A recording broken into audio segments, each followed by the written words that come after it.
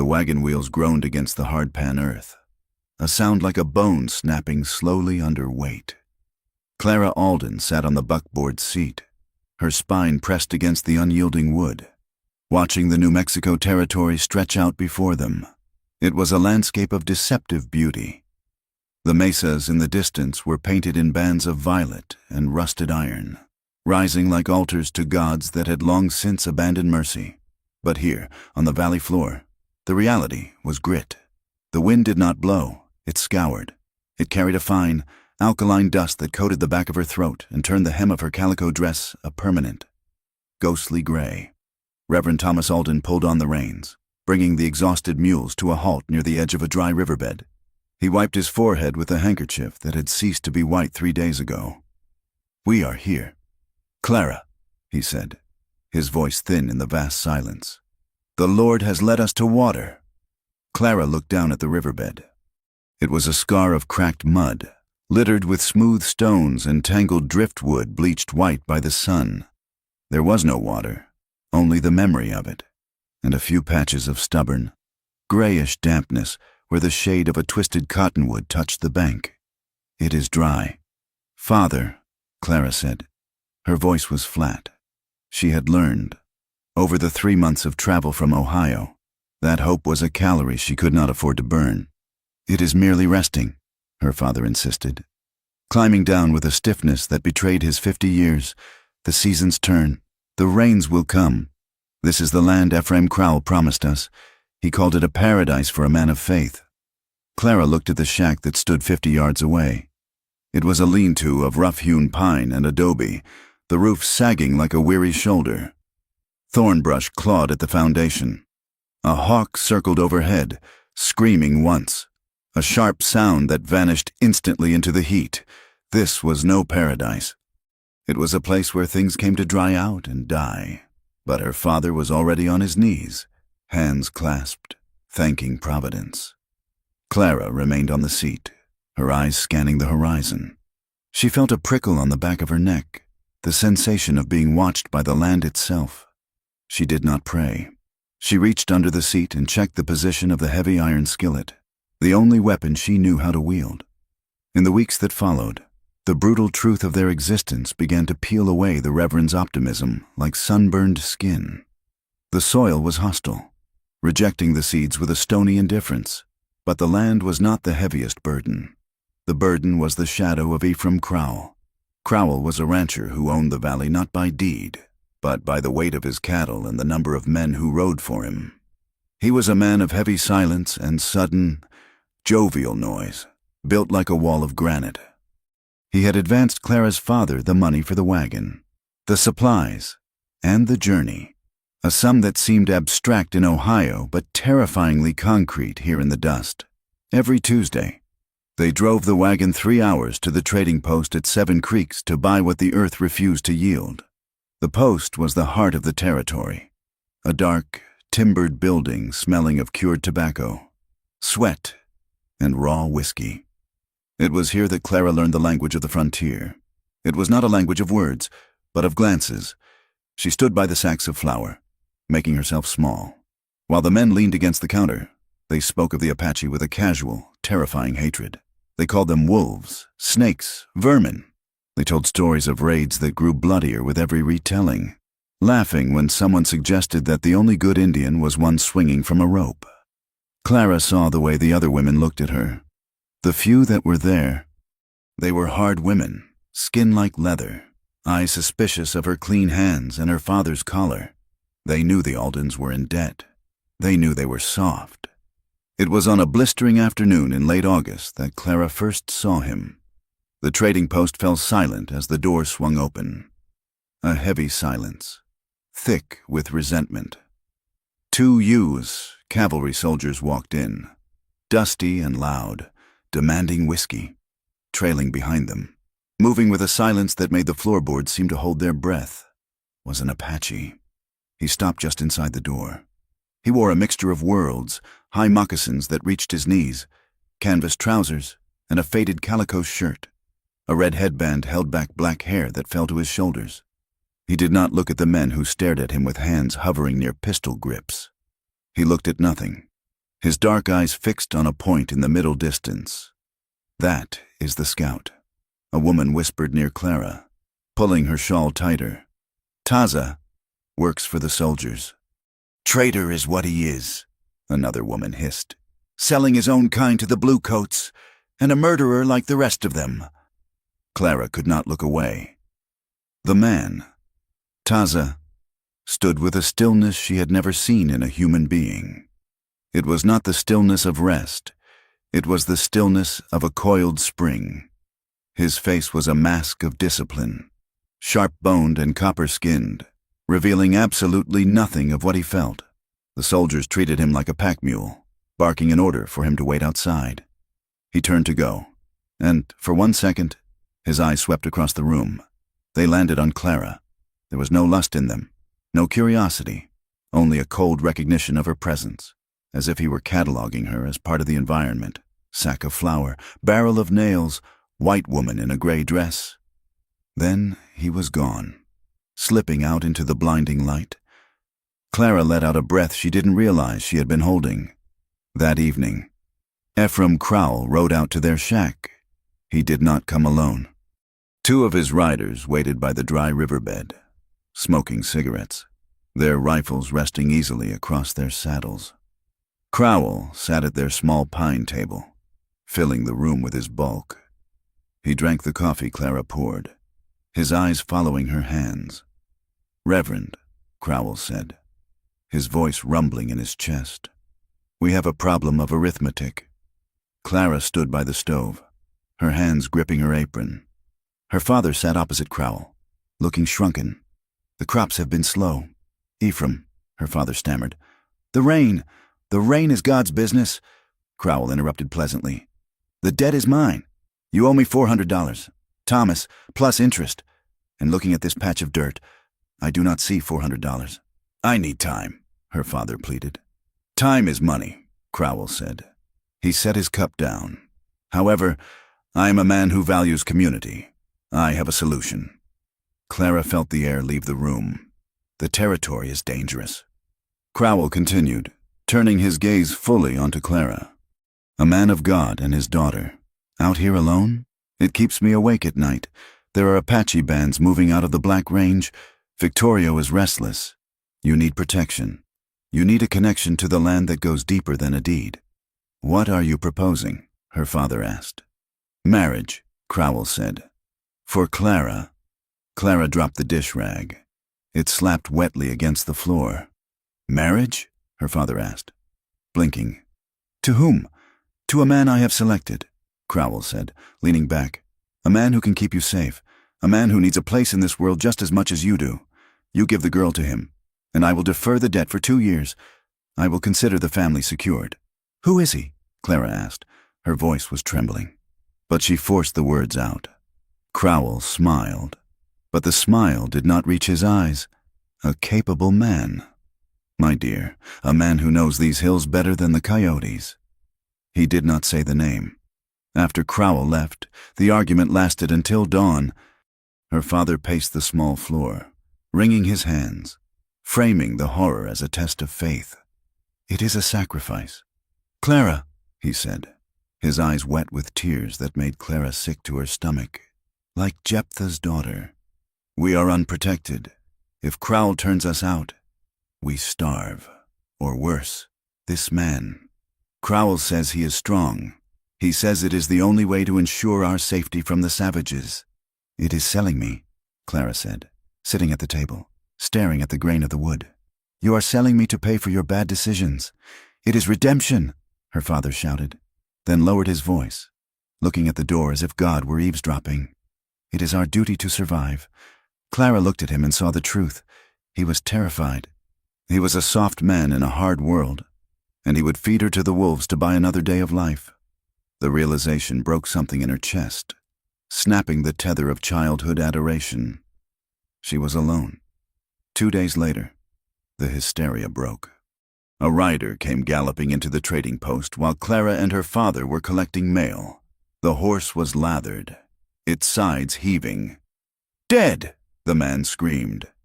"The Miller brothers, butchered in the canyon." The post erupted. Men grabbed rifles. Women gathered children. The story flew from mouth to mouth, growing more grotesque with every second.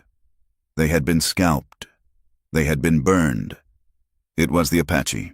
It was a war party. Clara stood frozen near the door.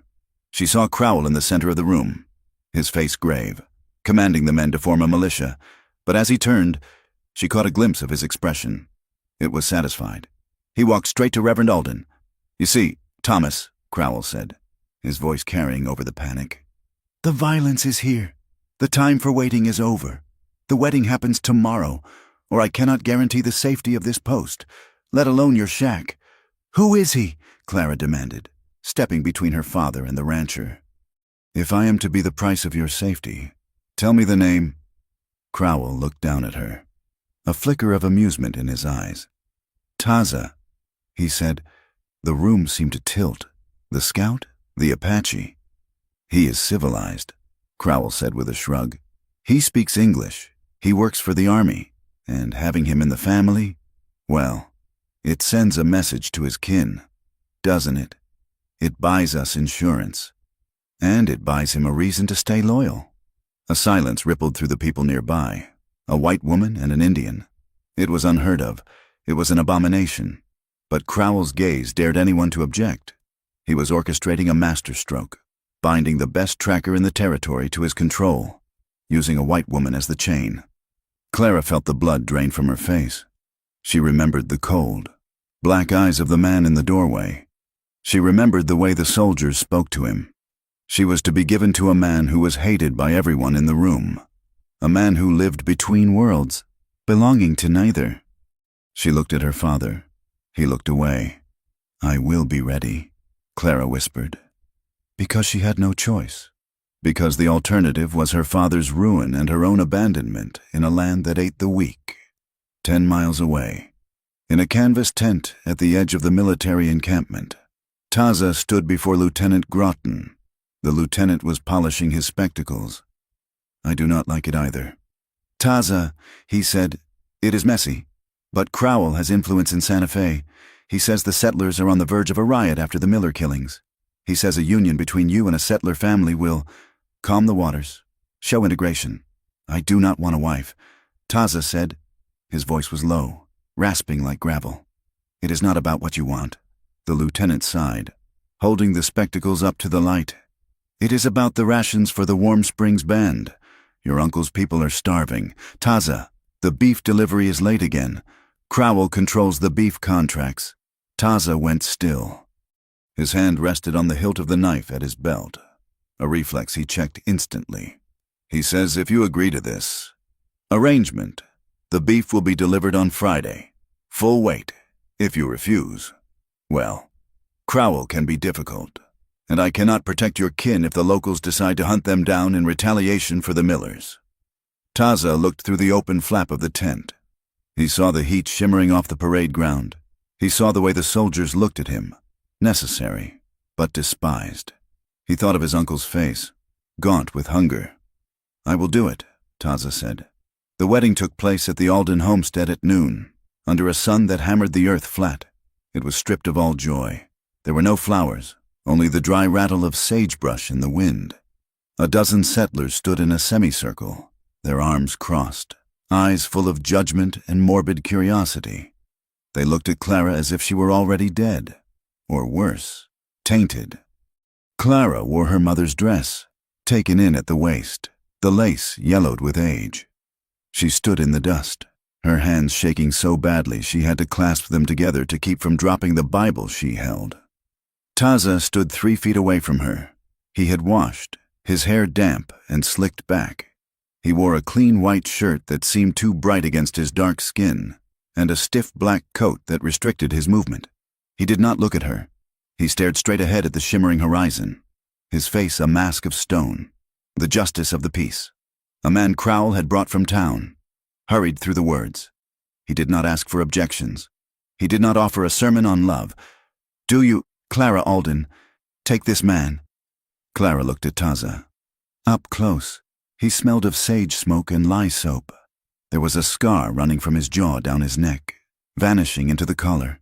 He was terrifyingly real, a stranger, a savage she had been raised to fear. Now standing as her husband, "I do," she whispered. The words tasted like ash. Taza's response was a low rumble, barely audible. "I do." There was no kiss. The justice declared them man and wife, and the silence that followed was heavy enough to crush a lung.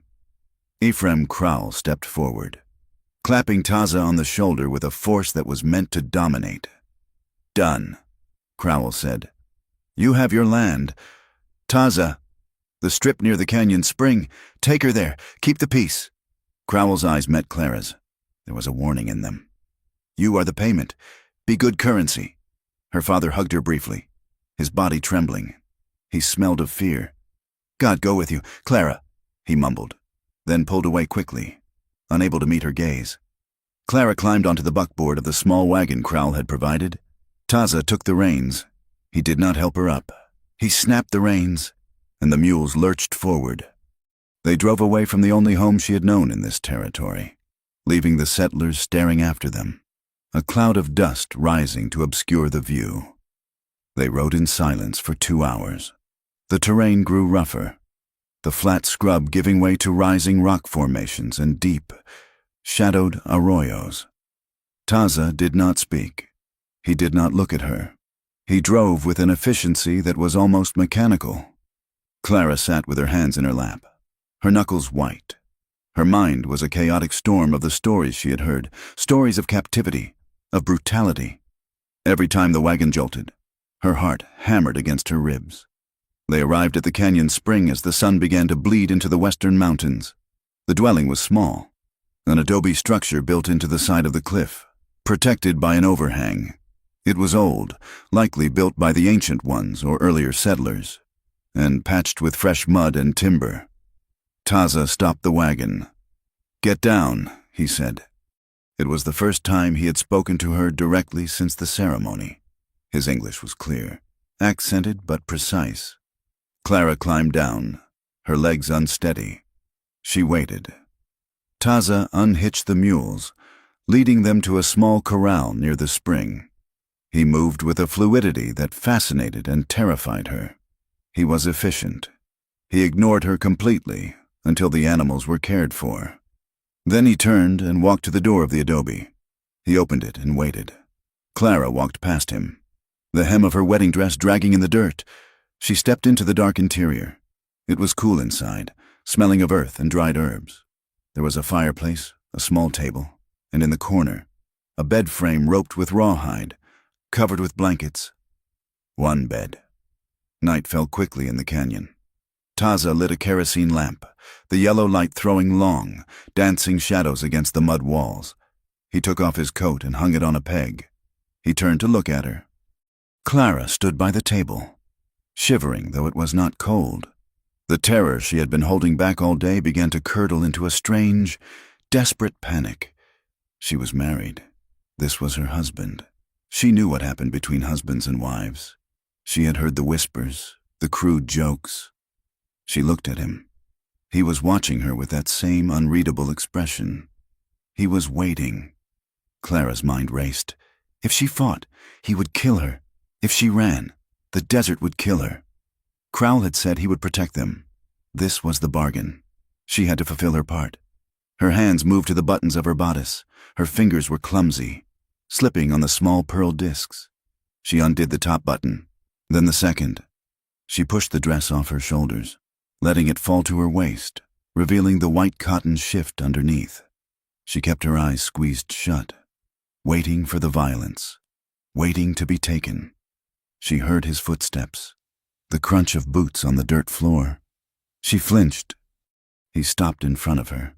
She could feel the heat radiating from his body. "Stop," he said. Clara opened her eyes. He was standing arm's length away. He was not reaching for her. His hands were at his sides, clenched into fists. "You do not have to do this," he said. His voice was tight, strained. Clara stared at him, confused. "But we are married. It is the way."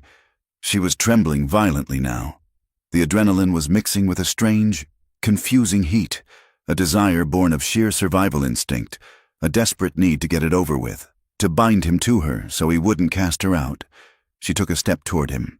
She reached out and touched his chest. His shirt was rough, but the muscle beneath it was hard as iron. He flinched at her touch, his breath hitching. "Please," she whispered. Her voice broke. "It hurts. The waiting. It hurts." "Let's try again tonight." It was a plea, not for pleasure, but for resolution, for the end of the fear of the unknown. "Make me yours so I am safe." Taza stared down at her. His eyes were black pools in the dim light. For a moment, she saw something flash behind the mask, a raw, burning anger, and beneath it, a profound exhaustion. He looked at her hand on his chest, then up to her face. He saw the terror in her eyes. He saw the way she was offering herself like a sacrificial lamb. He reached up and took her wrist. His grip was firm, calloused, but not cruel.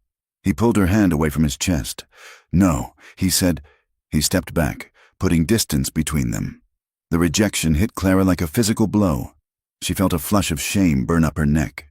Was she not even good enough for this? "Go to the bed," he said. "Sleep. Where will you sleep?" she asked, pulling her dress back up, clutching the fabric to her chest. Taza turned away, picking up a blanket from a pile in the corner. "Outside," he said. "I will watch the door." He blew out the lamp, plunging the room into darkness. Clara heard the door open and close. She was alone. She stood in the dark for a long time, her heart pounding. Slowly, she moved to the bed and lay down, curling into a tight ball. She listened to the wind outside. She thought of his hand on her wrist. He could have taken her. He had the right, by law and by force. But he hadn't. She lay awake, staring into the blackness. She realized, with a sudden, sharp clarity, that his patience was not weakness. It was a wall he had built, a discipline. He was holding back a flood. Outside, leaning against the adobe wall, Taza looked up at the stars. His hand shook slightly, the tremor of a man holding an immense weight. He breathed in the cold night air, forcing his pulse to slow. He would not be the monster they expected him to be. He would not be Ephraim Crowell. He would wait, even if the waiting burned him alive. The canyon did not welcome Clara. It merely tolerated her. Life at the spring was a reduction of the world to its sharpest elements: rock, sky, water, and the silence that bound them together.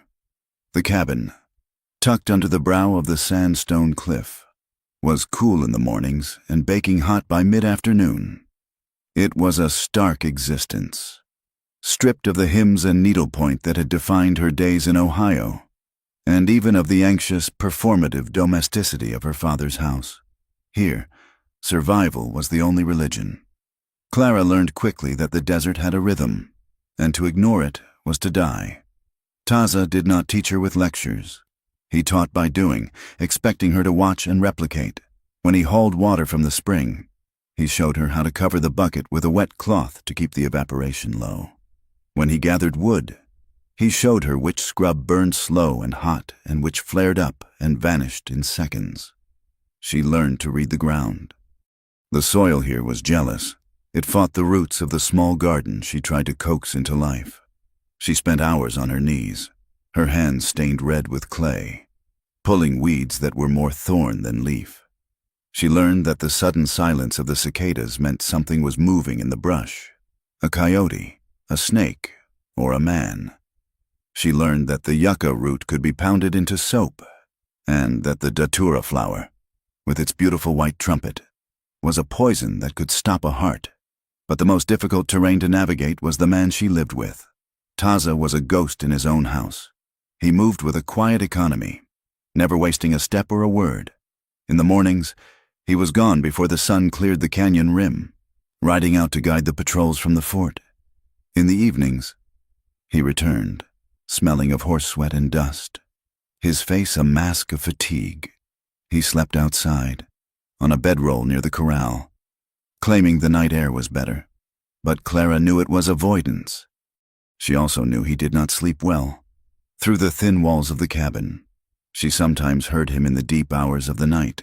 He would cry out, sharp, guttural sounds in a language she did not know.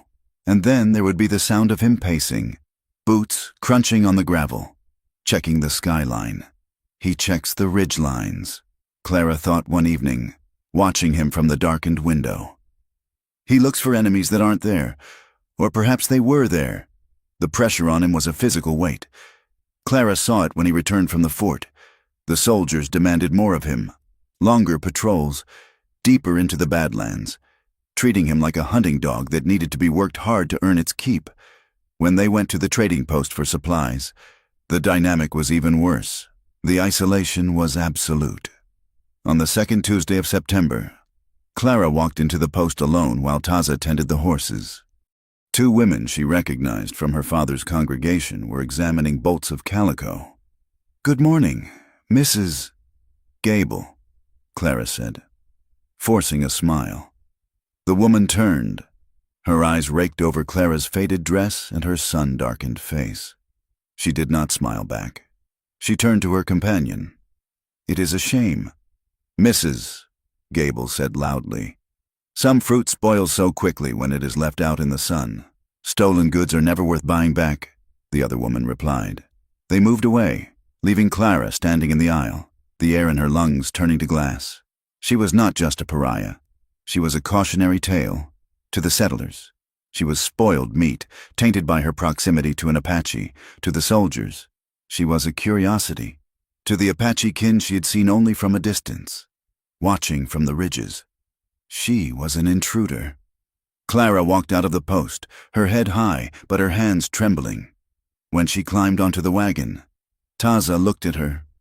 He saw the stiffness in her jaw, the sheen of tears she refused to shed. "They did not speak to you," he stated. It was not a question. "They spoke," Clara said, looking straight ahead. "Just not to me." Taza clicked his tongue, and the mules moved forward. He did not offer comfort. His silence was his armor, and he expected her to forge her own. The weather turned in October. The heat did not break. It shattered. The sky turned a bruised, sickly yellow, and the wind began to pick up, carrying a grit that stung the skin. Taza had gone to the fort early. Clara, restless and feeling the walls of the cabin closing in like a prison, decided to look for sage near the canyon mouth. She needed the scent of it to drive out the smell of smoke and stale air. She walked further than she intended. The land was deceptive. The distances played tricks on the eye. A ridge that looked close was miles away. She found a patch of good sage and began to cut it, the rhythmic work soothing her mind. She did not notice the change in the light until the shadow fell over her. Not a cloud, but a wall. She looked up, to the west. The mountains had vanished. In their place was a towering curtain of brown dust, reaching from the earth to the heavens, roiling like a living thing. It was moving fast. Clara dropped the sage. She turned toward the canyon, but the landmarks were already blurring. The wind hit her a moment later, not as a breeze, but as a physical shove.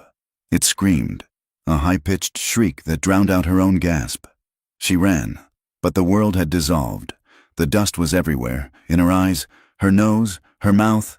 It choked the light, turning high noon into a copper-colored twilight. She stumbled, falling to her knees on the sharp stones. She scrambled up, panic rising in her chest like bile. Which way was the cabin? The wind seemed to come from all directions at once. She pushed forward, head down, wrapping her shawl around her face. She walked for what felt like hours. Her throat was raw. Her eyes burned. The logic of the landscape was gone. She was in a void. She stopped, crouching near a boulder to escape the worst of the lashing sand. She was going to die here. She would be buried in this dust, just another dry bone in a dry land. The thought was terrifying, but strangely clear. Then, a shape emerged from the brown haze. It was a horse, and on it, a demon. Taza rode out of the storm, his scarf wrapped around his face, his eyes slits of black fury. He saw her and spurred the horse. He pulled up alongside her, the animal dancing nervously in the wind. Taza slid from the saddle before the horse had fully stopped. He grabbed Clara by the shoulders. his grip hard enough to bruise. He shook her, once, violently. "You foolish woman!" he roared over the wind. His voice was not the flat, controlled tone she knew. It was ragged. "You do not leave the canyon when the sky turns yellow. You do not walk blindly." Clara stared at him, too stunned to speak. He was terrified. He didn't wait for an answer. He lifted her, swinging her up onto the saddle as if she weighed nothing. He swung up behind her, wrapping one arm around her waist, pulling her back against his chest. He turned the horse, navigating a world she could not see, guided by an instinct that lived in his blood. They rode back in the shelter of his body, the wind tearing at them. But Clara felt a strange, sudden calm. He had come for her. Inside the cabin, the silence was deafening after the roar of the storm. Taza slammed the door and bolted it. The air inside was still, though dust hung in the shafts of light coming through the cracks. Clara stood in the center of the room, shivering uncontrollably. She was covered in gray dust, her hair matted, her face streaked with tears. She hadn't realized she was crying. Taza stood by the door, unwinding his scarf. He was breathing hard. He looked at her, and the anger was still there, pulsing in his jaw. I wanted sage," Clara whispered. "Sage," Taza repeated, incredulous. "You risked your life for a weed?" "I didn't know." "You must know," Taza snapped. He walked to the water bucket, dipped a ladle, and drank, water spilling down his chin. He turned back to her. "This land does not care about your intentions. Clara, it kills the ignorant. If I had not cut the sign of your tracks before the wind took them." He stopped. He looked at his hands, which were shaking. Clara watched him. She realized then that his anger was not hatred. It was the reaction of a man who had seen too many people die and could not bear to watch another one. She walked over to him. She took the ladle from his hand. She dipped it into the bucket and held it out to him again. "I am sorry," she said. Taza looked at the ladle, then at her. The fire in his eyes banked down, leaving only the exhaustion. He took a sip. Then he took the ladle and held it to her lips. "Drink," he said softly. "The dust dries the blood." She drank. The water was cool and tasted of tin and earth. He reached out and brushed a lock of dusty hair from her forehead. His hand lingered for a second, rough skin against her temple. It was the first time he had touched her without practical necessity since the wedding. "Why did you come back?" Clara asked. "You could have let the storm take me. You would be free." Taza stiffened. He set the ladle down. "Free?" he asked bitterly. "To be what? A man who let his wife die? You didn't want a wife." "No," Taza said. "I did not." He walked to the table and sat down heavily. Clara followed, sitting opposite him. The storm howled outside, isolating them in the small room. "I know why you married me," Clara said. "To save your uncle's people, to get the beef rations. Crowell owns us both." Taza looked up, surprised by her bluntness. "Yes, and I know why I married you," she continued, her voice gaining strength. "Because my father is a coward who traded my virtue for his safety." Taza looked at her for a long time. "Virtue," he said, testing the word. "The white man's word for property." Clara let out a short, dry laugh. "Yes, that is exactly what it is. It was never mine. Taza. It was a currency he guarded until he could spend it. I have been afraid my whole life. Afraid of sin. Afraid of savages. Afraid of men. And now," she looked at her hands. "Now I'm here, and I do not know what I want. I only know what I fear. And today I fear dying alone in the sand more than I fear you." Taza was silent. The confession hung in the air, raw and honest. "I had a wife," Taza said. The words were so quiet Clara almost missed them. She froze. "Before the reservation," Taza said, looking at the grain of the wood table. "And a son. They died at the river.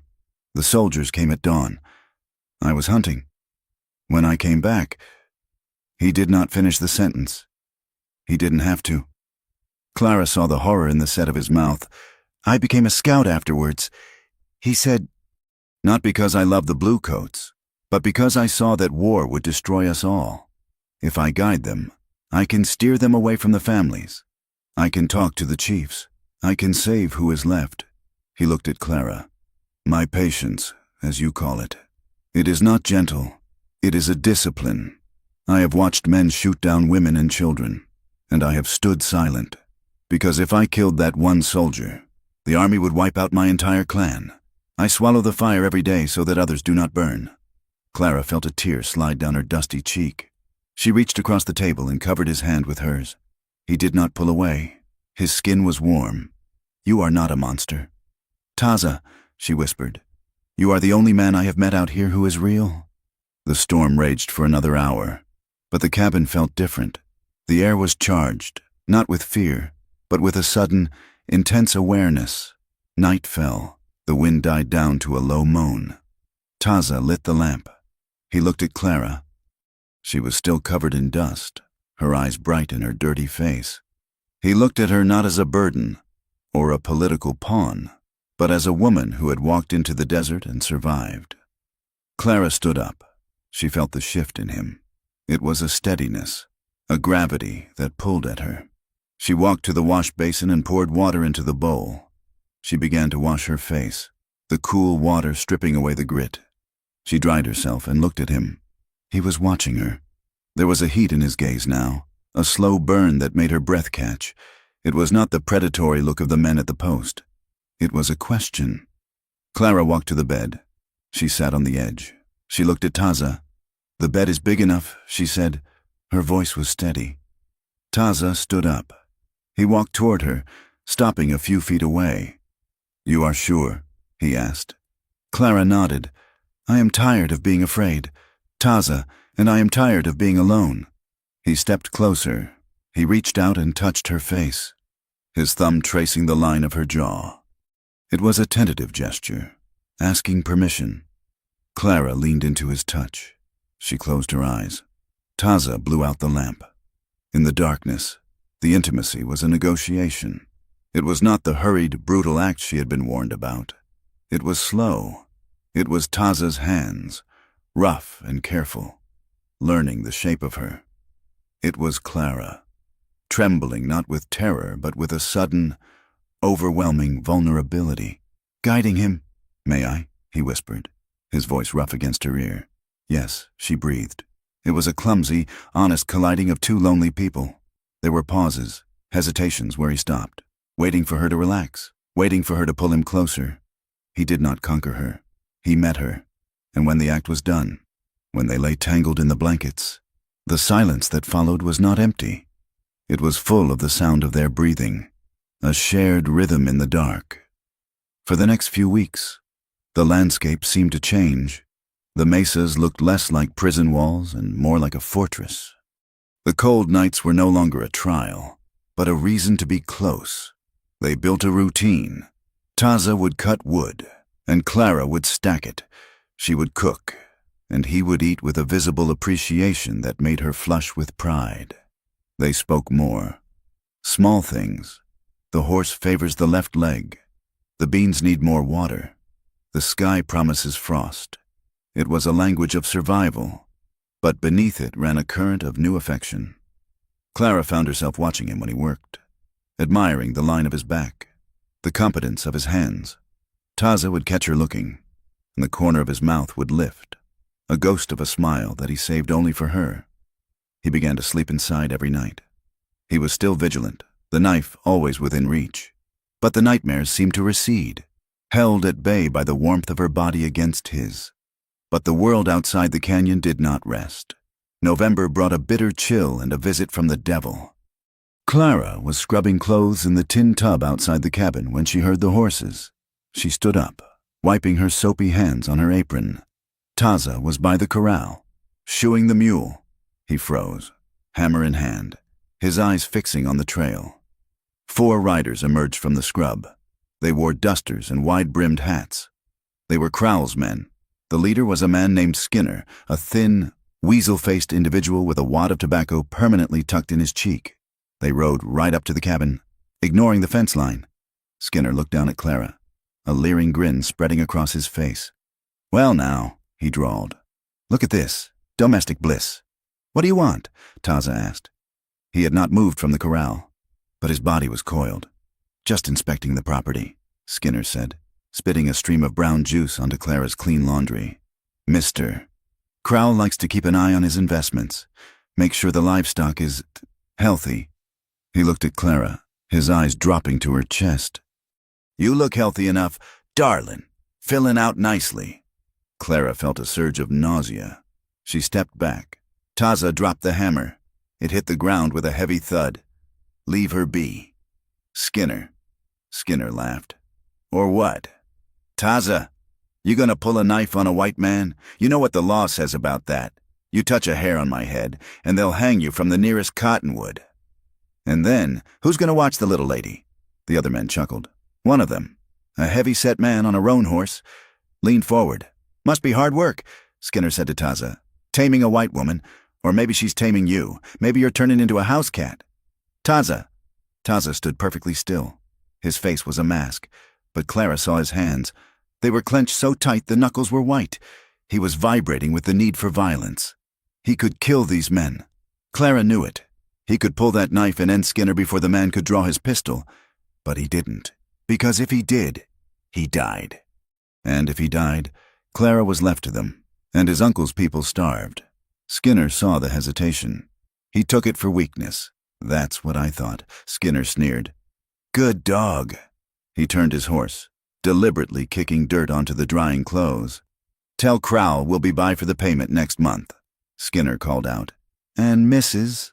Apache? You try to smile more. You're prettier when you smile. They rode off, hooting and laughing, disappearing into the brush. Taza stood by the corral for a long time. He did not look at Clara. He looked at the dust where Skinner had been. Clara walked over to him. She saw the humiliation burning in him. It was a poison. To a warrior, to a man of his skill, standing down before a man like Skinner was a death of the spirit. She reached out and took his hand. He tried to pull away, shame radiating from him. But she held on. Thank you, she said fiercely. Taza looked at her. His eyes were wild, tormented. For what? For letting him insult you? For being a coward? For staying alive? Clara said. For choosing me over your pride. She squeezed his hand, her fingernails digging into his palm. That was the hardest thing I have ever seen a man do, she said. Taza let out a long, shuddering breath. He leaned his forehead against hers. They will come back, he whispered. I know, Clara said, and we will be ready. But as she held him, she looked at the horizon where the riders had vanished. The peace of the last few weeks was gone. The canyon was no longer a fortress. It was a trap, and they both knew that patience, eventually, would run out. The winter did not bring snow to the high desert. It brought a cold that was dry and brittle, snapping the sagebrush stems like glass. But the true frost settled not on the land, but over the chaotic administration of the San Carlos Agency. A new Indian agent had arrived in the territory. His name was Silas Meeks, a man with a face like soft dough and eyes that were constantly shifting, as if looking for a ledger to balance in his favor. He sat behind his desk at the agency office, wiping his hands on a stained handkerchief, explaining to a room full of hungry men why the promised beef rations had not arrived. It is a supply chain issue, Meeks said, his voice oily and bureaucratic. The contractors in the east, the weather, the government is doing its best. You must be patient. Taza stood in the back of the room, leaning against the rough-hewn wall. He knew Meeks was lying.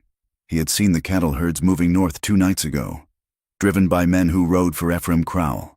The government beef, paid for by treaties and promises, was being diverted to private markets while the Apache families in the Warm Springs camp boiled leather to make soup. Taza said nothing. He watched Meeks. He watched the way the agent's eyes flickered toward the back door, where Crowell's foreman was waiting.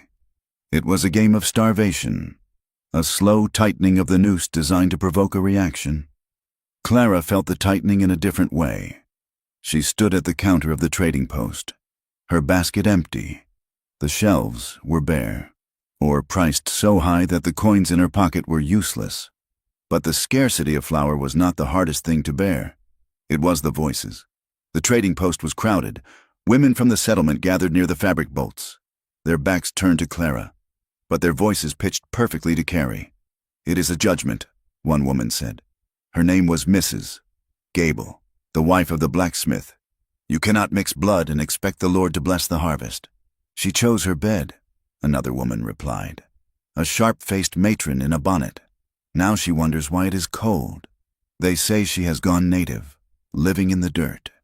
"I heard she eats raw meat now," a third whispered, followed by a ripple of cruel, tittering laughter. Clara gripped the handle of her basket. Her knuckles were white. She wanted to turn and scream at them.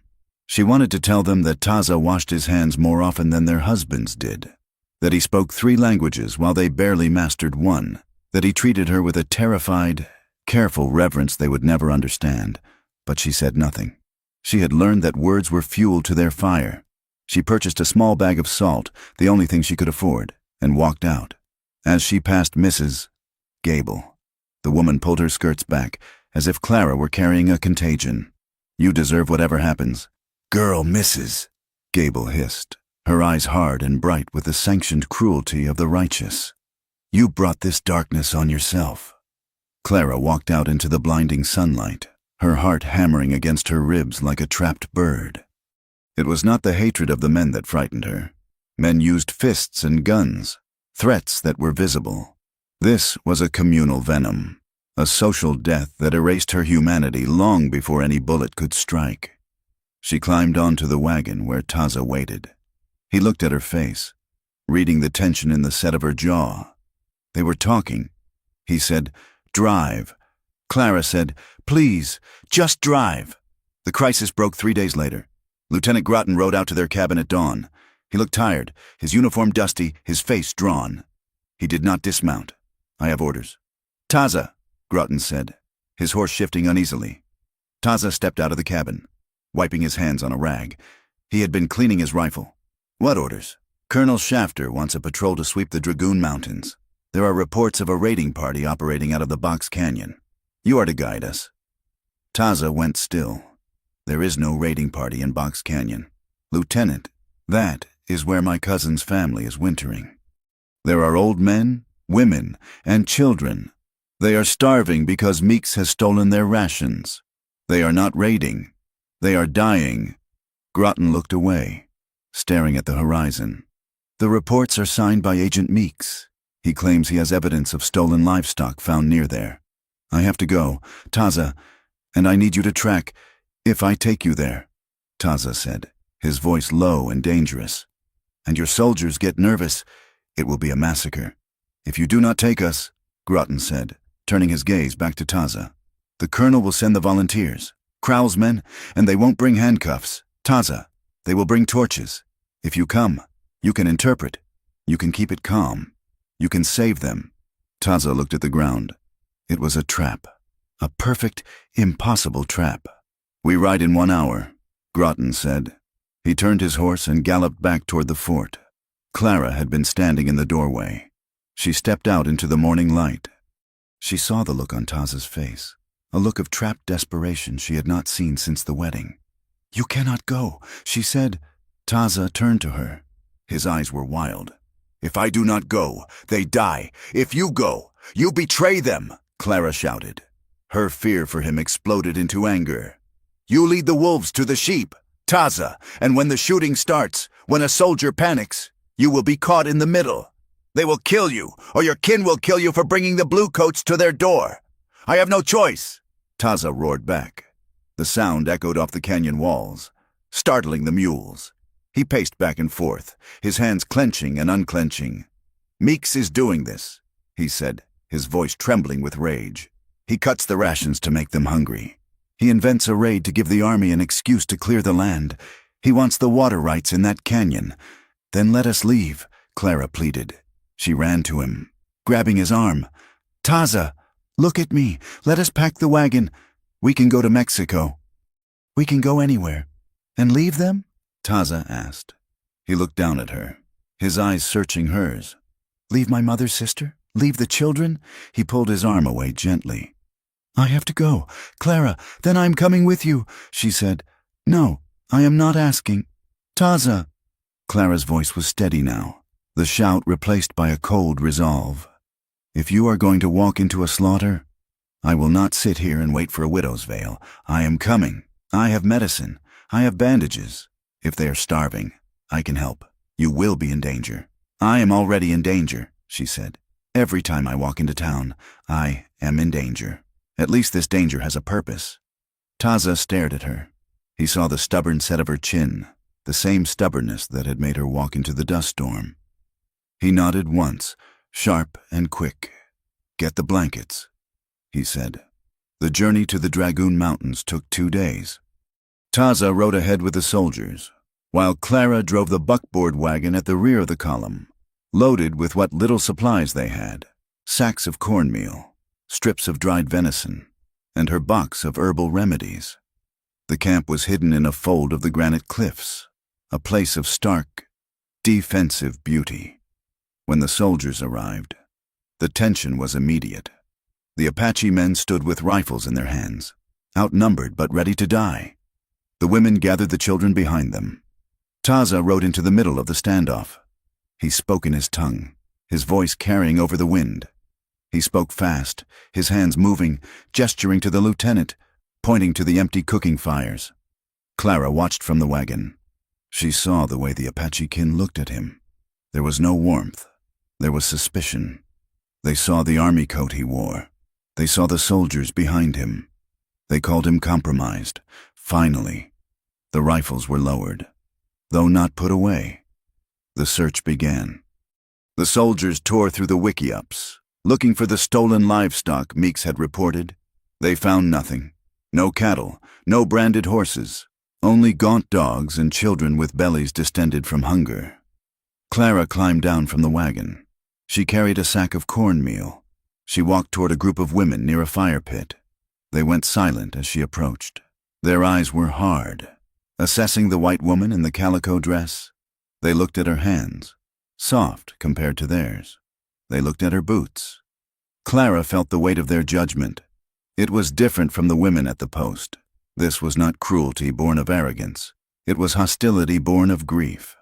These women had buried sons and husbands killed by men who looked like Clara's father. I brought food, Clara said. She held out the sack. The oldest woman, her face a map of deep wrinkles, looked at the sack, then at Clara. She did not move. It is not from the agency, Clara said quickly. It is from my garden. From our home. Taza appeared at her side. He spoke a few words to the woman. The woman listened, her eyes never leaving Clara's face. Finally, she gave a microscopic nod. A younger woman stepped forward and took the sack. It was not a welcome. It was a transaction. But it was a start.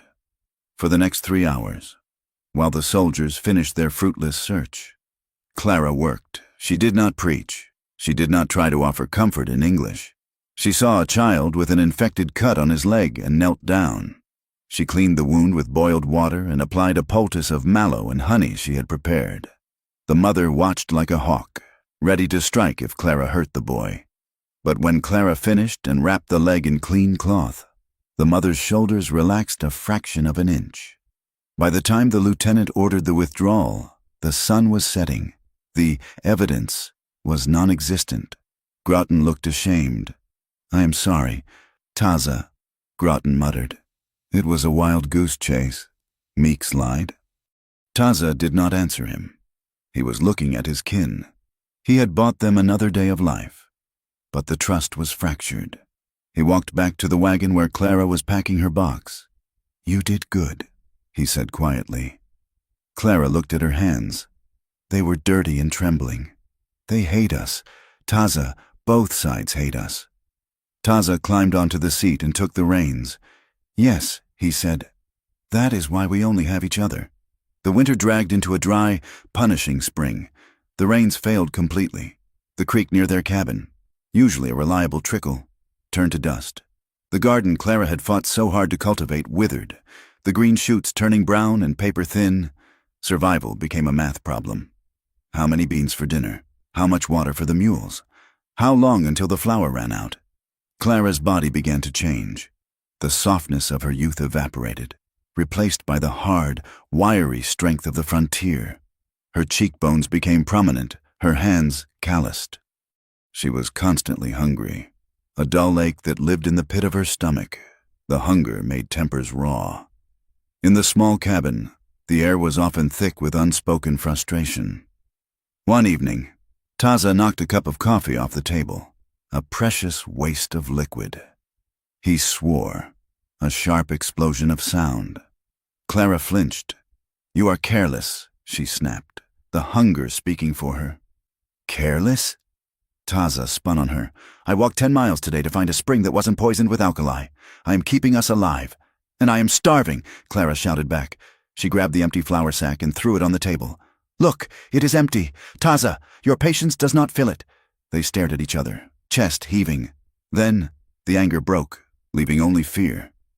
Taza crossed the room in 2 strides and pulled her into his arms. He buried his face in her neck. "I am sorry," he groaned. "I am sorry." Clara held him, her fingers tangling in his hair. Their intimacy changed. It was no longer just a discovery of pleasure. It became a desperate refuge. In the dark, under the piles of blankets, they clung to each other with a frantic energy. It was a way to prove they were still alive, still human. But even in the dark, the world intruded. Sometimes, after they made love, Taza would pull away, lying stiffly on his back. Clara knew what he was thinking. He was thinking that he was using her, that her father had sold her to him, and that by touching her, he was confirming the transaction. And Clara battled her own demons. Sometimes, when he touched her, she felt the ghost of the women's whispers. She lay with a savage. She would hate herself for the thought, then hate them for planting it, then hold Taza tighter to drown it out. In April, Ephraim Crowell decided that the slow death of the Alden-Taza alliance was taking too long. He needed a spark. He began to hold court at the saloon attached to the trading post. He bought rounds of drinks for the unemployed miners and drifting cowboys who congregated there. "It is a tragedy," Crowell would say, swirling his whiskey. "A Christian girl, held captive in her own home. She's married to him. Ephraim," someone would point out. "Is she?" Crowell would counter, lowering his voice. "Or is she too terrified to leave? I hear stories. I hear he keeps her locked up. I hear he threatens to kill her father if she tries to run. It ain't a marriage, boys. It's a hostage situation. And that Buck, he walks around like he owns the place, like he owns her. The seeds were planted in fertile soil. The men were bored, broke, and looking for someone to blame for the drought and their own failures. Taza was the perfect target. The rumors reached Clara quickly. When she went to the post to trade a quilt she had sewn for cornmeal, the atmosphere had shifted from coldness to aggression. Men leered at her, not with lust, but with a savior complex. "You need help, miss?" a man asked, blocking her path to the door. "You just say the word. We can get you out of there." Clara looked at him. He smelled of stale beer. "I am fine," she said. "Move. He's got you scared. Don't he?" the man said, grinning. "Don't worry. We're gonna fix it." Clara pushed past him, her heart racing. She realized Crowell's game.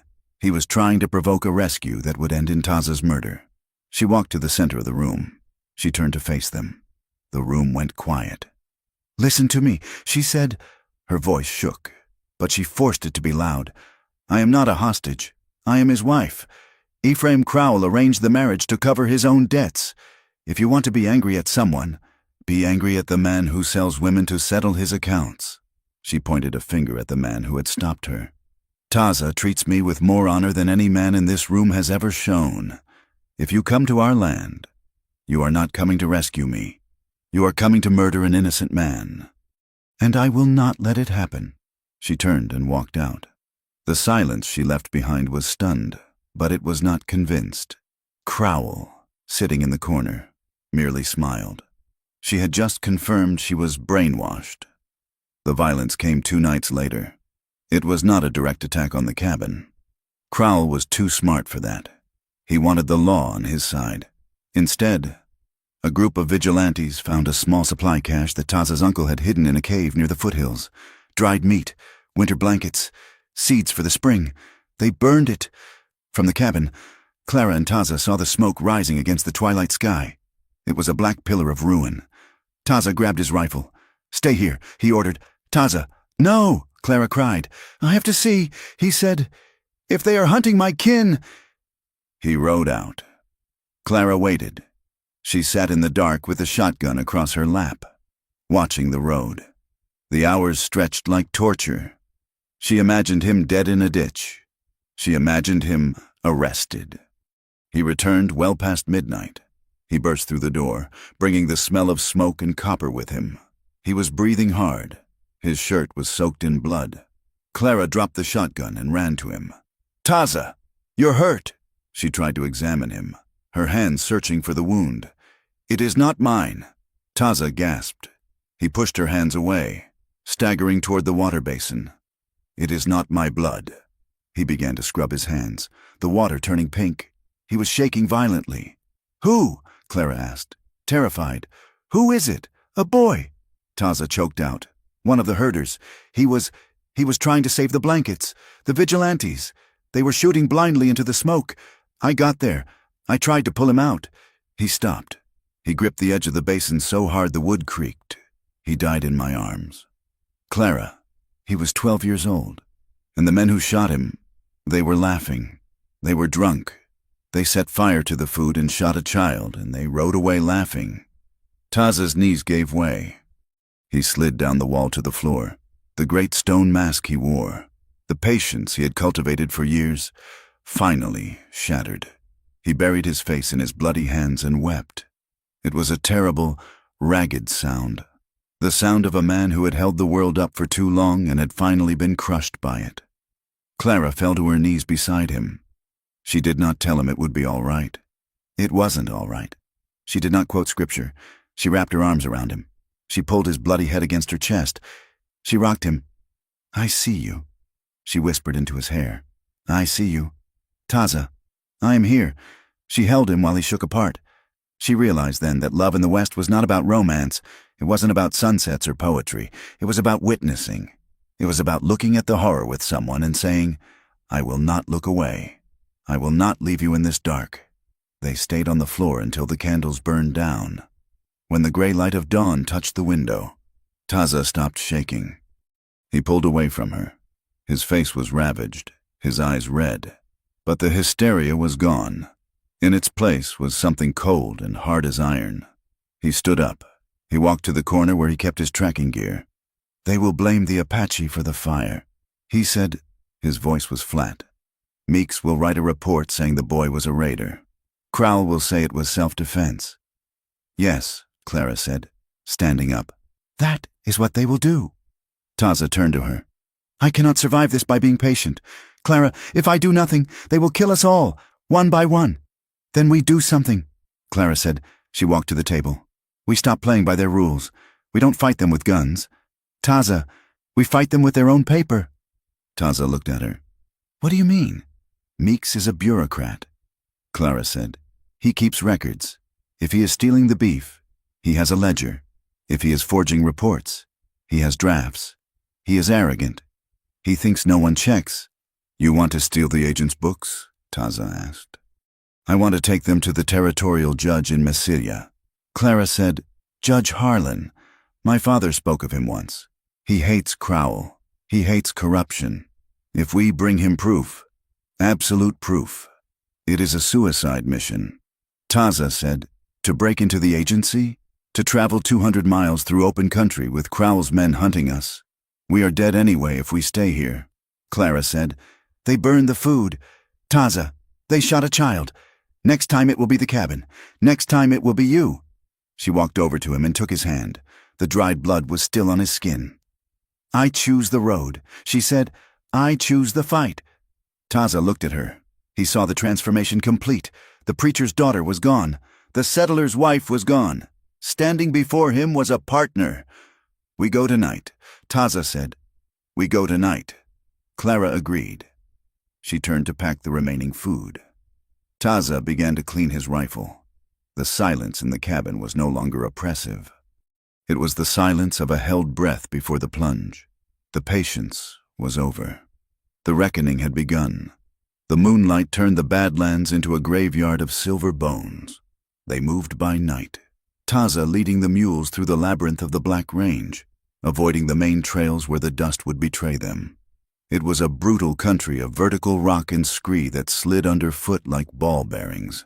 Clara rode the lead mule, her body aching in places she didn't know she possessed.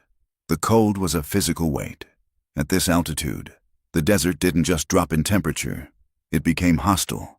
Her breath plumed in the air, vanishing instantly in the wind that scoured the basin. They had been running for 5 days. Taza stopped the animal with a touch to its neck. He stood still, listening. He was a shadow among shadows, his silhouette merging with the twisted juniper. "We walk from here," he said. "The shale is too loose. The animals will slide." Clara climbed down, her boots hitting the frozen ground with a sharp crack. She did not complain. The time for complaints had passed somewhere back near the ruins of the burnt supply cache. They led the mules down a ravine that seemed to drop into the center of the earth. At the bottom, a thin ribbon of ice-rimmed water promised life. This was the country where the map ended and survival began. In the days that followed, Clara learned that the West was not divided simply into white and Indian, or civilized and savage. It was a fractured mosaic of outcasts. They found shelter on the third night in the jacal of a Mexican widow named Senora Vega, hidden deep in a box canyon. She was a woman made of wire and dried apple skin, smoking a corn-husk cigarette while she gutted a rabbit. She did not ask their names. She saw Taza's face and Clara's pale, wind-burned skin, and she knew exactly what they were. Hunted. The law? Senora Vega spat into the fire. "The law is a fence. Mi hija. It keeps the cattle in and the wolves out. But out here, we are all wolves. Or we are meat." She traded them dried chilies and ammunition for a silver button from Taza's coat. She touched Clara's face with a rough hand. "You have the look," she said. "What look?" Clara asked. "The look of a woman who has realized that nobody is coming to save her."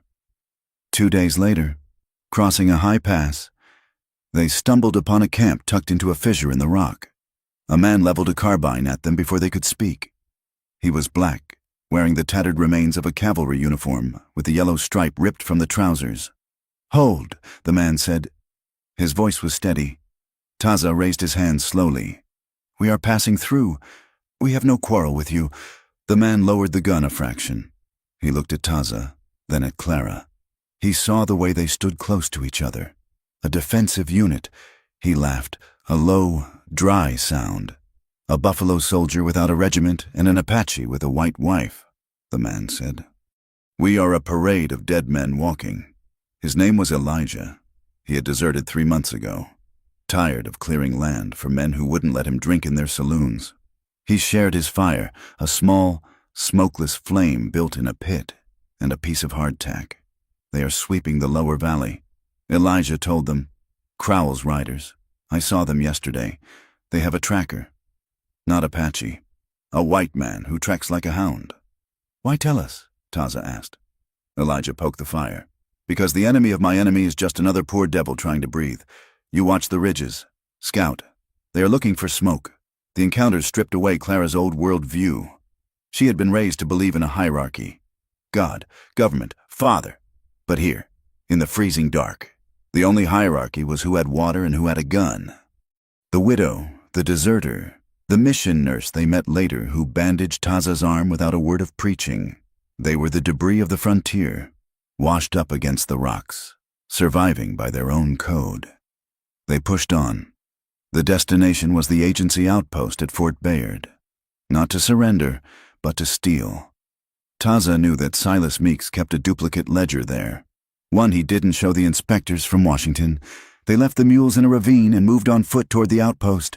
The hunger was a constant, gnawing companion. They had not eaten a full meal in 4 days. Taza gave Clara the larger portion of the dried meat. She tried to refuse, but he forced it into her hand. "Eat," he commanded. If you fall, I have to carry you. If I carry you, we both die. It was harsh love, but it was love. They reached the perimeter of the agency at dusk. It was a sprawling collection of adobe buildings and corrals. Taza moved like smoke, guiding Clara through the shadows of the supply wagons. They found a spot behind the commissary, pressing themselves into the dust between a rain barrel and the wall. Voices drifted through the thin wood, taking too long. Ephraim, I cannot keep cooking the books forever. It was Meeks. Clara felt Taza stiffen beside her. You will cook them until I say they are done. Silas. That was Crowell's voice. Heavy, confident. The girl is the key. When we catch her, the Apache will do something stupid. Then we hang him. Then the land is clear, and the beef contract is yours for another 5 years. I don't like it. Meeks whined. The inspector is due in May. Let him come. By May, there won't be any Indians left to count. Clara's hand found Taza's in the dark. His grip was bone-crushing. They were hearing the architecture of their own destruction.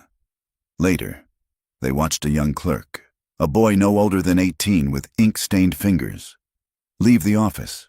He looked nervous, checking over his shoulder. He went to the stables, pulling a flask from his boot. Taza moved. He was on the boy before Clara could blink, a hand over his mouth, dragging him into the shadows. Don't kill him, Clara hissed, stepping into the light. The boy's eyes went wide. He saw the Apache scout and the missing white woman. He started to shake. Samuel, isn't it? Clara said. She remembered him from the few times she had visited the office with her father. The boy nodded against Taza's hand. Taza slowly released him, keeping the knife visible, but lowered. You handle the books. Samuel, Clara said. You know what Meeks is doing. I can't, Samuel stammered. They'll kill me. They are going to kill everyone. Samuel, Taza said. His voice was a low rumble. They are starving children to start a war. Is that why you came west? To help butchers? Samuel looked at the ground. He was crying. No, I just wanted a job. Get us the page, Clara said. The one with the real beef counts. And come with us. We are going to Judge Harlan in Massilia. You testify, and you can start over. Samuel looked at the commissary door. Then at them. I can get it. Tonight. Meet me at the old kiln ruins at dawn. I can't leave now. They'll notice. He ran back inside. Taza and Clara retreated into the brush. The weight was agonizing. They huddled together under a rocky overhang, the cold seeping into their bones. Do you trust him? Taza asked. I trust his fear. Clara said, he is terrified of God. Taza, I saw it in his eyes. Taza pulled her closer, wrapping his coat around both of them. His body was a furnace, in the face of the encroaching death. Their desire flared up, sudden and fierce. It wasn't about pleasure. It was a frantic need to affirm life. Taza kissed her, his mouth tasting of salt and desperation. Clara clung to him, her hands tangled in his long hair. If we die, she whispered against his neck. We do not die. Taza swore, not yet. Dawn broke gray and cheerless. They made their way to the kiln ruins, a crumbling stone chimney near the river. Samuel was not there. They waited. The sun climbed higher. Taza checked the wind. Something is wrong, he said. They moved toward the riverbank. They found him 100 yards downstream. Samuel was hanging from a cottonwood branch. His hands were bound behind his back. A piece of paper was pinned to his shirt. Clara gasped, covering her mouth to stifle a scream. Taza grabbed her, pulling her down into the reeds. He read the paper from a distance. Thief! Crowell found him, Taza said flatly. Clara stared at the swaying body, the boy who had wanted a job, the witness who was going to save them. Dead. Justice, Clara whispered, her voice breaking. Where is the justice? It is in the ground, Taza said. With him? He crawled forward, low in the grass. He checked the boy's pockets, risking exposure. He came back minutes later, his face grim, empty. But look. He held up a crumpled piece of paper he had found clenched in the boy's stiff fist. It was not the full ledger. It was a single page, torn hastily. a list of dates and weights, and a note in Meeks's handwriting. Diverted to EC, payment received. It is not a testimony, Taza said, but it is a start. They pulled back, moving fast. The killing meant Crowell was close. They scrambled up the ridge, lungs burning. Suddenly, a shot rang out. Dust kicked up inches from Clara's boot. "Run!" Taza shouted. They sprinted through the rocks. More shots echoed, the cracked thump of high-powered rifles. Crowell's men were on the high ground. They were being funneled toward a dead-end canyon. "Up!" Taza pointed to a narrow chimney in the rock face. They climbed, fingers tearing on the stone. Bullets chipped the rock face around them. They hauled themselves onto a narrow ledge, hidden from below but trapped. The only way out was a precarious traverse across a sheer face exposed to the valley floor. Taza looked at Clara. He looked at the traverse. Then he looked at a deer trail leading down the other side, away from the shooters but back toward the main road. "Clara," he said. He grabbed her shoulders. "Go down that trail. It leads to the stage road. You can flag a coach." "What?" Clara stared at him. "They want me," Taza said, intense and fast. "If I cross the face, I draw their fire. You can slip away. You can take the paper to the judge." "No, Clara, you are white. If they catch you alone, they might spare you. If they catch us together, we are both dead. Go!" He tried to push her toward the trail. Clara planted her feet. She grabbed his vest. "I am not your property to be saved," she hissed, her eyes blazing. "I am your wife. We go together or we drop together. I am done running away from the things I love." Taza stopped. He saw the fire in her. It was the same fire that had burned in the eyes of the warriors he had admired as a boy. She was not choosing martyrdom. She was refusing to be owned by fear. He nodded. "Then we climb." They crossed the face together. Taza moved first, shielding her body with his own whenever the angle allowed. Bullets whined past like angry hornets. One grazed Taza's thigh, tearing the canvas pants. But he didn't falter. They crested the ridge and collapsed into the safety of the tree line on the other side. They lay there for a long time, gasping for air, their hands locked together. The pursuit had been checked by the terrain. They had bought a lead. 2 days later, exhausted and limping, they reached the mission of San Miguel. It was a sanctuary of adobe and bells, resting in a valley that seemed untouched by the war outside. They needed water. They needed to rest Taza's leg. They entered the courtyard. A nun was sweeping the stones. She looked up, startled, but gestured to the fountain. As Clara drank, a figure stepped out of the chapel's shadows. Clara froze. It was her father. Reverend Alden looked like a man hollowed out by termites. His coat was dusty, his face gray and sagging. He held a Bible as if it were a shield. "Clara?" he whispered. He took a step forward. "Oh, God! Clara, you are alive!" Clara wiped her mouth.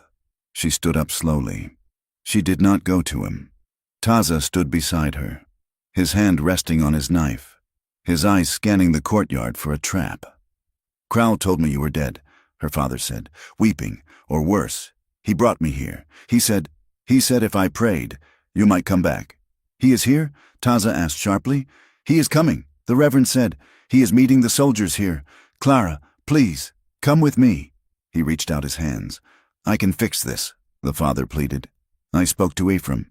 He says if you come home, if you say you were taken against your will, he will forgive the debt. He will let Taza go. We can go back to Ohio. Clara, we can pretend this never happened." Clara looked at the man who had raised her. She saw the terror in him, the pathetic, overwhelming need to be safe at any cost. "Pretend?" Clara asked. Her voice was quiet, but it carried across the courtyard. "Pretend I wasn't sold? Pretend I didn't freeze in the mountains? Pretend I didn't see a boy hanged for telling the truth?" "It was for your protection," her father cried. "I did what a father must do." "No," Clara said. "You did what a coward does. You sold me to buy yourself peace. You call it faith, father, but it is just fear dressed up in Sunday clothes." She took a step closer. Taza watched her. He saw the girl he had married vanish completely, replaced by a woman of terrifying strength. "I am not coming back," Clara said. I do not need your forgiveness, and I do not need your permission to exist. Clara, go inside. Father, pray for yourself. You are the one who needs it." She turned her back on him. Taza looked at the Reverend one last time. There was no triumph in Taza's eyes, only a cold pity. Then he turned to Clara. He touched her arm. There was a new weight in his touch. It was not just protection anymore. It was reverence. He had spent his life practicing patience, holding back his strength to survive, but seeing her stand against her own blood, seeing her choose the hard truth over the easy lie. Something in him shifted. He would no longer just survive. He would fight. "We have to move," Taza said. "If Crowell is meeting soldiers here, we have very little time." "Where?" Clara asked. "Messilia," Taza said. "The courthouse. It is a trap." Clara said, "They will be waiting for us on the road."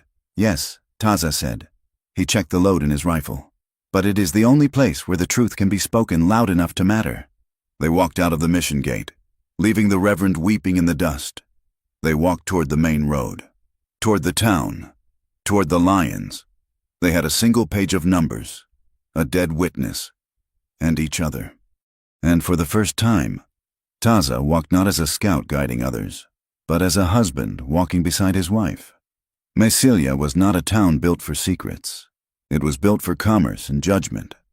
The plaza was a square of hard-packed earth surrounded by adobe buildings with flat roofs and deep portals, dominated by the twin-towered basilica of San Albino. It was a place where civilizations collided. American law, Mexican tradition, and the raw violence of the territory, all overseen by men in frock coats who believed that ink was thicker than blood. Clara and Taza rode into town at mid-morning. They had abandoned the mules miles back, trading the last of their gear for 2 tired horses from a sheepherder. They looked like specters. Clara's dress was torn at the hem and stained with the red dust of the high country. Taza wore his exhaustion like a second skin, his eyes sunken, his right leg stiff from the grazing wound he had sustained in the mountains. They did not hide. Hiding had been for the Badlands. Here, visibility was their only shield. The atmosphere in the plaza shifted as they passed. Conversations died. Men tipping their hats to ladies froze mid-gesture. The silence rippled outward from them like a wake. It was not the hostile, hot silence of the trading post. This was colder. It was the silence of respectable society closing its ranks. Taza kept his head high, staring straight ahead, his hand resting near the pommel of his saddle but away from his rifle. He knew the rules here. If he looked at a white woman, it was an insult. If he touched his weapon, it was a threat. If he existed too loudly, it was a crime. Clara felt the weight of the eyes on her. She saw the shopkeepers standing in their doorways, men who sold flour and nails, men who considered themselves pillars of the community. They looked at her with a mixture of pity and revulsion. To them, she was a tragedy, the white woman who had fallen. They dismounted in front of the territorial courthouse, a squat adobe building that smelled of old paper and stale tobacco. "Stay here," Clara said to Taza. "I will not leave you," Taza rumbled. "You cannot go in there.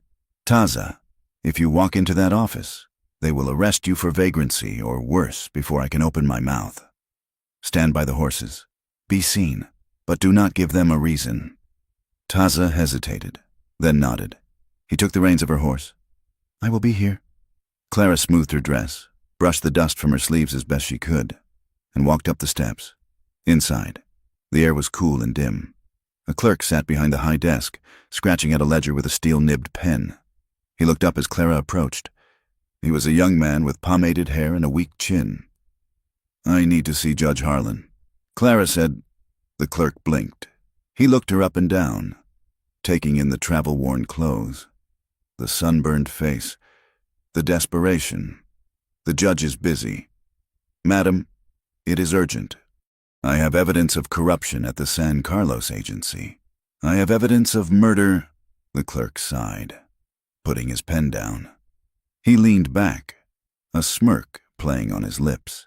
"Agency business is federal, ma'am, and murder, that's a matter for the sheriff. And the sheriff is currently—" Unavailable. Please, Clara said, leaning on the desk. Her voice was tight. I am Clara Alden. My husband is Taza, the scout. We are being hunted by Ephraim Crowell's men. The clerk's expression changed. The smirk vanished, replaced by a mask of polite bureaucratic stonewalling. Ah, Mrs. Alden, we have heard about you. He stood up, brushing lint from his vest. I am afraid the judge is not hearing petitions today, especially not domestic disputes. This is not a domestic dispute, Clara snapped. It is theft of government property. The clerk leaned forward. His voice dropped to a whisper. Mrs. Alden, let me give you some advice. Go home, Mr. Crowell is a respected man. He has friends in this building. Friends who do not like to see dirty laundry aired in the plaza. If you have a grievance, write a letter. We will file it. File it? Clara laughed. A harsh, jagged sound. You mean burn it? She turned and marched toward the inner door. The clerk scrambled around the desk. You can't go in there. Clara threw the door open. The office beyond was wood-paneled and smelled of whiskey. Judge Harlan sat behind a massive oak desk, a law book open before him. He was a lion of a man, with a shock of white hair and a face carved from granite, but sitting in the leather chair opposite him was Ephraim Crowell. Crowell held a crystal tumbler of amber liquid. He looked up as Clara burst in. He didn't look angry. He looked benevolent. He looked like a father waiting for a wayward child. Clara, Crowell said, setting his glass down. Thank God. We were just discussing how to find you. Clara stood in the doorway, her chest heaving. She looked at the judge.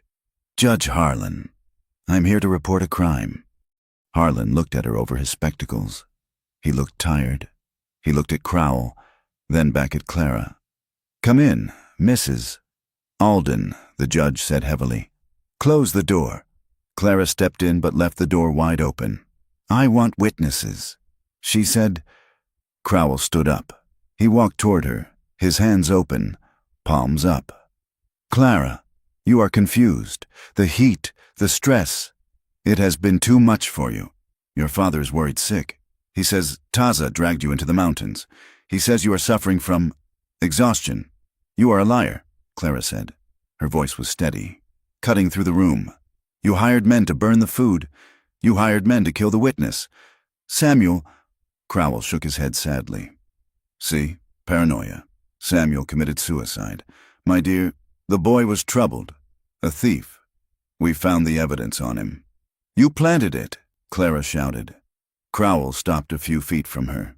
His eyes were hard, but his voice remained soft, soothing. Clara, look at yourself. You are in rags. You are living with a savage who has turned your mind against your own people. I am here to help you. I can take you back. We can annul this mistake. Taza can go back to his people, and you can go to a sanitarium for a few weeks. Rest, recover. He reached for her arm. Do not touch me, Clara hissed. She stepped back. I have the ledger page. Ephraim, I have the numbers.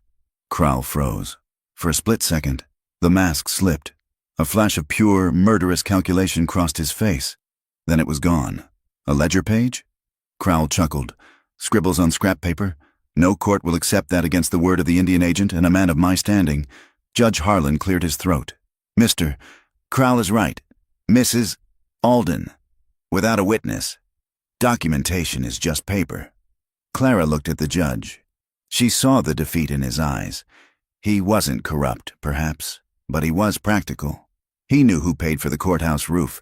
He knew who controlled the cattle vote. Then I will find a court that listens. Clara said. She turned and walked out. Crowell called after her. Clara, don't make a scene. Taza is outside. Isn't he? If you walk out there, you put him in danger. The sheriff is coming. Clara didn't stop. She walked through the clerk's office and out onto the steps.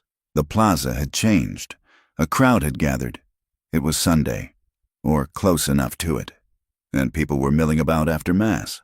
But now they were focused on the courthouse. Taza stood by the horses. He was surrounded. 4 deputies, men with badges pinned to dusty vests. stood in a semicircle around him. Their hands were on their holsters. Behind them, a group of townspeople watched, men in suits, women in lace shawls, cowboys leaning on fence posts.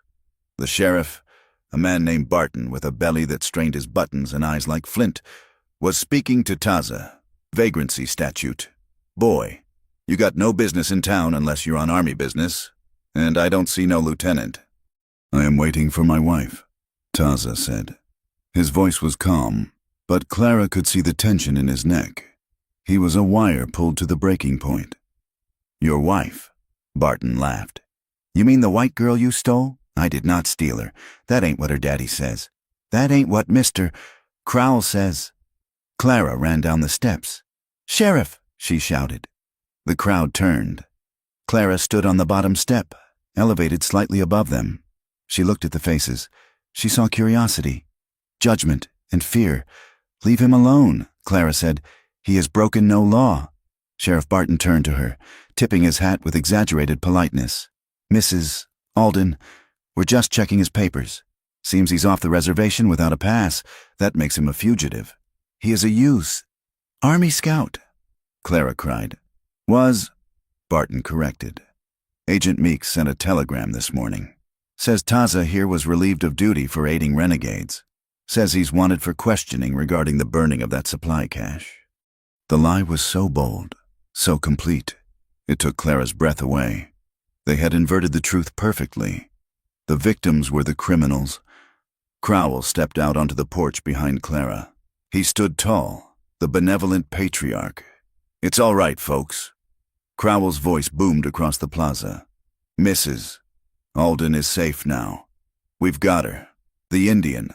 Well, the law will handle him. The crowd murmured. Heads nodded. It was a simple story. A story they understood. The savage had gone wild. The white man had restored order. Taza looked at Clara. He saw Crowell behind her. He saw the deputies' thumbs hooked over their hammers. He knew exactly what was happening. They were goading him. They wanted him to reach for his rifle. They wanted to kill him right here, in front of the church, and call it justice. Taza's hands twitched. The humiliation was a physical acid. To stand here and be called a criminal by the men who starved his family. His blood screamed for war. Clara saw the shift in his stance. She saw the darkness rising in him. No, she screamed. She didn't run to Taza. She ran into the center of the empty space between him and the crowd. She turned to face the people. Listen to me, she yelled. Her voice cracked, then found its strength. It rang off the adobe walls. This man is not a criminal. The criminal is standing on that porch. She pointed at Crowell. The crowd gasped. A woman accusing a man like Ephraim Crowell. In public? He is lying to you, Clara shouted. She pulled the crumpled ledger page from her bodice and held it up, shaking it in the air. This is the proof. Silas Meeks and Ephraim Crowell have been stealing the beef rations meant for the San Carlos agency. They starve the families so the men will raid, and then they use the raids to get army contracts to sell the beef back to the government at triple the price. She turned in a circle, meeting the eyes of the townspeople. You wonder why the wars never end, she asked them. You wonder why your sons die in the hills. Because men like him make money from the blood. Crowell's face darkened. He stepped down from the porch. Sheriff, arrest her. She is hysterical. But the crowd didn't move. They were listening. The story had a ring of truth to it. Everyone knew Crowell had gotten rich too fast. Everyone knew the beef was always terrible. Sheriff Barton hesitated. He looked at Crowell, then at the restless crowd. Then Silas Meeks pushed his way through the onlookers. He was sweating, his face pale. He held a sheaf of papers. She lies, Meeks squealed. He waved his papers. I have the official reports here, that man. Taza. He coerced the boy. Samuel. He killed him to cover his tracks. Meeks pointed a shaking finger at Taza. Arrest him! Meeks screamed. He is a murderer. The deputies took a step forward. Taza's hand closed on his knife handle. It was instinct. Gun! Someone shouted. The tension snapped. A deputy drew his pistol. Hold your fire. The command came from the street. A squad of soldiers, dusty and travel-worn, rode into the plaza. At their head was Lieutenant Groton, The soldiers fanned out, their carbines unholstered but pointed at the sky. They formed a wall between the deputies and Taza. Lieutenant Groton dismounted. He walked into the center of the circle. He looked at Sheriff Barton, then at Crowell. "We will take custody of the prisoner." "Sheriff," Groton said. Barton spat. "This is civil matter." "Lieutenant, it is a military matter," Groton said sharply. "Taza is a scout under my command. If he is to be charged, it will be by a military tribunal." Crowell walked down the steps. His face composed again, though his eyes were cold. "Lieutenant, you are interfering with justice. This man is dangerous. I know exactly what this man is." "Mr. Crowell," Groton said. He turned to Taza. "Taza, give me the knife." Taza looked at the lieutenant. He looked at Clara. Slowly, deliberately. He pulled the knife from its sheath and handed it. "Handle first, to Groton." "See," Meeks shouted. "He surrenders. He is guilty." Suddenly, a voice spoke from the edge of the plaza. It was not loud, but it cut through the noise like a razor. "He is not the one who buried the bodies." The crowd parted. An old man walked forward. He was Apache, small and withered, wearing a blanket over his shoulders and a battered felt hat. He walked with a stick, but his back was straight. It was Taza's uncle, Nana. Behind him were 3 other Apache men, unarmed, holding white flags of truce. They had walked into the town, into the lion's den, unprotected. Nana stopped a few feet from Agent Meeks. He looked at the dough-faced man with eyes that had seen a century of sun and blood. "You say there was a raid," Nana said in broken English. "You say we stole the cattle," Meeks stammered. "The reports, the witnesses. We have the hides," Nana said. He gestured to one of the men behind him, who threw a bundle onto the ground. It unrolled. It was a cowhide. Burned into the flank was the brand of Ephraim Crowell. "We found these in the canyon," Nana said, "where the agent said the stolen cattle were. But they are not government cattle. They are Crowell's cattle. You moved your own herd to hide the theft, and you blamed us." Nana looked at the crowd. "My grandson died in the fire you set. He said he was 12. We buried him. We did not raid. We mourned." The silence in the plaza was absolute. The physical evidence, the brand, was damning. It connected Crowell directly to the location of the alleged Apache stockpile. Crowell's face went purple. "This is a trick. They stole my cattle and branded them." Clara stepped forward again. She stood next to Nana. She stood next to Taza. 2 communities stood together in the dust. The white woman, the Apache scout, the elder. "Look at them," Clara shouted to the town. "Look at the men who are telling you the truth, and look at the man who is getting rich." She pointed at Crowell again. "I was his pawn. He tried to buy me to silence my father's debt. He tried to buy Taza to silence the tribe. He thinks everyone has a price, but we are not for sale." She looked at Taza. "We are not for sale." The crowd began to shout. The sentiment turned. Men who had been ready to lynch Taza were now looking at Meeks with disgust. Someone threw a clod of dirt. It hit Meeks on the shoulder. "Sheriff!" Crowell roared. "Clear this plaza!" But Sheriff Barton didn't move. He saw the soldiers. He saw the angry townspeople. He saw the wind changing. He took a step back. "I reckon the army has jurisdiction." "Mr. Crowell," Barton mumbled. Groton turned to Meeks. "Silas Meeks, you are under arrest for fraud and misappropriation of government property." 2 soldiers grabbed Meeks. The agent began to weep, babbling excuses, pointing at Crowell. "He made me do it. It was his idea." Crowell stood alone in the center of the plaza. The illusion of his benevolence had evaporated. He looked at Clara with a hatred so pure it felt like heat. "You think this is over?" Crowell hissed, low enough that only she and Taza could hear. "You think a few words in the dirt change anything? I own the land." "Girl, I own the water. You own nothing," Taza said. Crowell sneered. He turned on his heel and walked toward the hotel. No one stopped him. The sheriff looked away. The judge had vanished from the window. Meeks was being dragged away. A sacrificial lamb, but Crowell, the money, the power, walked free. Clara watched him go. She felt a bitter taste in her mouth. "They didn't win," she whispered. "Not really." Taza stood beside her. He took her hand, openly, in front of the soldiers, in front of the town, in front of his uncle. "We are alive," Taza said. "That is the victory." The crowd began to disperse. The spectacle over. They muttered and shook their heads, already rewriting the story in their minds. A scandal? Yes, but Crowell was too big to fall. He would pay a fine. He would wait. Nana walked up to Taza. He looked at Clara. For the first time, the old man's eyes were not hostile. He looked at her not as a white woman, but as a person who had stood on the line. He nodded to her. It was a small gesture, barely a tilt of the head, but it was enough. Then he looked at Taza. "You cannot stay here. Nephew, Crowell will send men in the dark. The law will not hold him." "I know," Taza said. Groton stepped up. He looked uncomfortable. "Taza, I can't keep you on the payroll. The investigation, it's going to be messy. Washington will want a scapegoat. It's better if you disappear for a while." Taza looked at the uniform he had worn for 3 years, the uniform that was supposed to make him a man in their eyes. He slowly unbuttoned the blue coat. He took it off and folded it over his saddle. "I am done guiding you. Lieutenant," Taza said, "you must find your own way." Groton nodded sadly. "Good luck." Taza. They left Massilia an hour later. They did not go back to the cabin.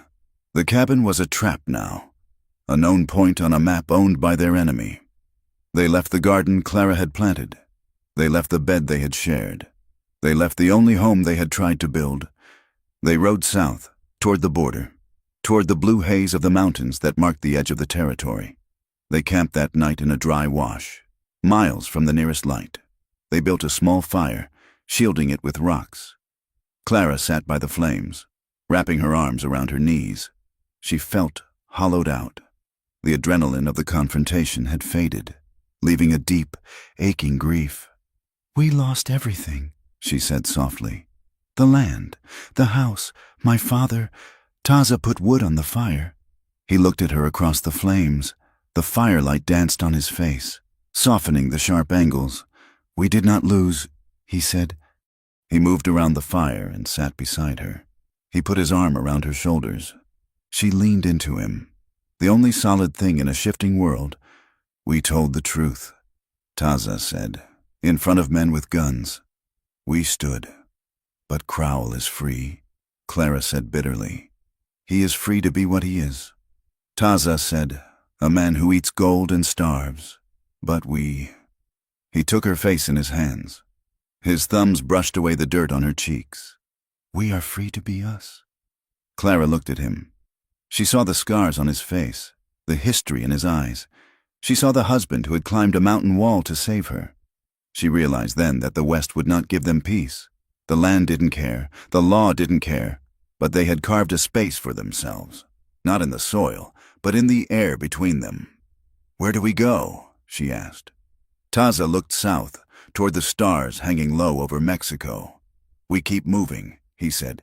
He kissed her. It was a promise. The road would be hard. The winter would be cold. Crowell would send men, but they would face it standing. Clara closed her eyes and rested her head on his shoulder. The wind blew through the mesquite, a lonely sound. But for the first time in her life, she was not afraid of the dark. She was the fire in it. The wind that howled through the Organ Mountains was not merely cold. It was a razor honed on miles of frozen stone. It stripped the warmth from the air and the hope from the heart. Taza and Clara moved through this gray desolation like ghosts. Their horses' heads bowed against the gale. They were 3 days south of Massilia, pushing toward the border. The law was behind them, confused and slow. But Ephraim Crowell was not. Crowell had abandoned the pretense of legality. He had gathered 6 men, hard cases from the mining camps, men who killed for pay and asked no questions. And he was hunting. Clara rode with her scarf wrapped tight around her face, only her eyes visible. They were different eyes than the ones that had looked out from the buckboard wagon months ago. These eyes were constantly scanning the ridgelines. She carried a Winchester carbine across her saddle, and her hands, though numb with cold, rested easily on the stock. She was no longer cargo. She was a flanker. Taza rode ahead, reading the ground. The trail was difficult. A tangle of scree and frozen mud. Every hour, he stopped, dismounted, and put his ear to the earth or checked the flight of the ravens. "They are close," Taza said, swinging back into the saddle. He did not whisper. The wind tore the words away too fast for whispers. "How close?" Clara asked. 2 hours. They have fresh mounts." "We do not—" He looked at her. He saw the fatigue etched into her face, the way her shoulders slumped when she thought he wasn't looking. "We have to cross the Rio Grande at the Scorpion Ford," Taza said. "If we make the other side, the terrain breaks. We can lose them in the lava flows. And if we don't?" Taza looked back the way they had come. "Then we fight." They pushed the horses hard, sliding down steep ravines where the shale chattered under iron shoes. The sun began to dip, painting the sky in violent shades of bruise purple and blood orange. They reached the ford at twilight. The river was low, a sluggish brown snake between banks of tamarisk and willow. But as they splashed into the icy water, a rifle shot cracked the air. Water erupted in a geyser inches from Clara's leg. "Go!" Taza shouted, slapping the rump of her horse. They scrambled up the far bank, mud flying. Bullets whined past them. Cutting through the willow branches, they spurred their horses into the cover of a dense mesquite thicket, then bailed off, slapping the animals to send them running south as decoys. Taza and Clara dropped into a shallow depression behind a fallen cottonwood. Taza leveled his rifle. Clara checked the load in hers. Her hands were shaking, but she forced them to steady. "They are crossing," Taza said. Through the brush, they saw the shapes of riders splashing into the river. The silhouettes were dark against the fading light. There were 6 of them. Crowell was in the lead, unmistakable in his heavy bear fur coat. But then, a 7th rider appeared on the far bank. He did not ride with the others. He came from the north, galloping a lathered black mare. He was shouting, waving his hat. "Stop!" the rider screamed. "Ephraim, stop this!" Clara gasped. It was her father. Reverend Alden rode his horse straight into the water, putting himself between Crowell's men and the thicket where Clara hid. "Go back! Thomas!" Crowell roared, pulling his horse up. "Get out of the way! No!" The Reverend's voice was thin, breaking with terror and a desperate, belated courage. "You lied to me. Ephraim! You said you would bring her home. You are hunting them like animals. I am cleaning up a mess!" Crowell shouted. "Move, you old fool!" "I will not." The Reverend kicked his horse, splashing sideways to block the ford. "Clara, run! I was wrong! Run, child!" Crowell raised his pistol. He didn't hesitate. He didn't pause to consider the years of dinners they had shared, or the prayers the Reverend had offered for his soul. To Crowell, Thomas Alden was just another obstacle, a ledger entry that had become a liability. Crowell fired. The shot hit the Reverend in the chest. The impact knocked him backward over the cantle of his saddle. He hit the water with a heavy splash. The current caught him, turning the black coat slowly in the brown water. "Father!" Clara screamed. She started to rise. Taza grabbed her, pulling her down hard. "No, he killed him!" Clara sobbed, struggling against Taza's grip. Her grief was a sudden, white-hot explosion.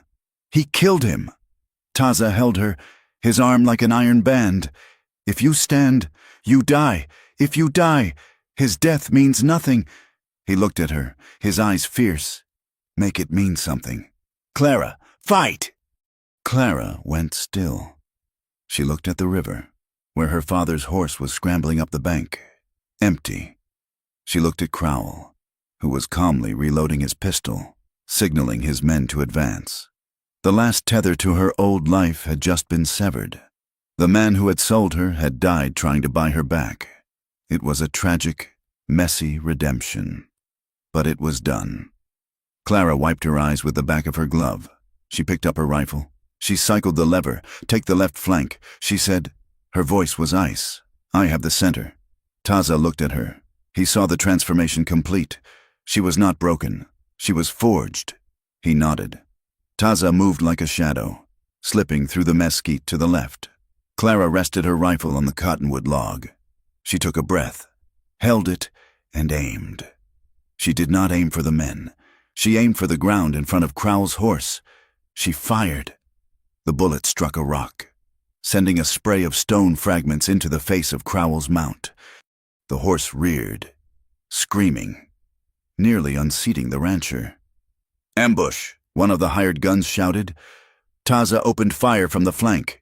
He shot with terrifying precision, not to kill, but to disable. He shot the rifle out of one man's hands. He shot the hat off another. The hired men panicked. They were bullies, not soldiers. They were used to shooting running targets, not fighting an invisible enemy in a dense thicket, who shot back with military discipline. "Pull back!" one of them yelled. "We're sitting ducks!" Two of the riders turned their horses and scrambled back across the river. They weren't paid enough to die in the mud. Crowell fought to control his horse. "Cowards!" he screamed.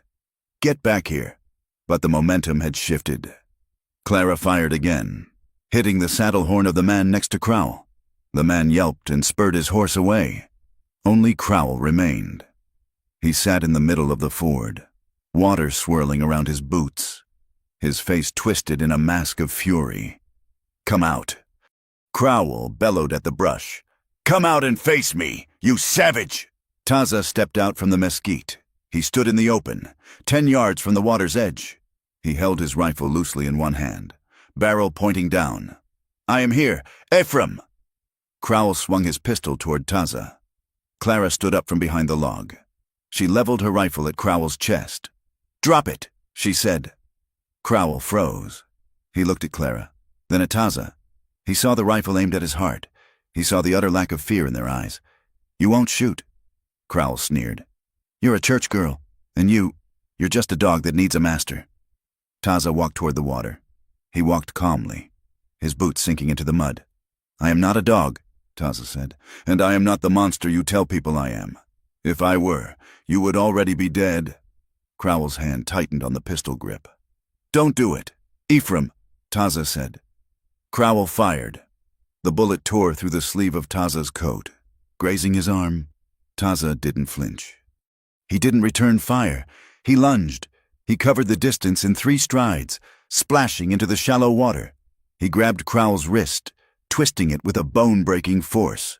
The pistol fell into the river. Crowell lashed out with his other hand, striking Taza in the face. Taza took the blow.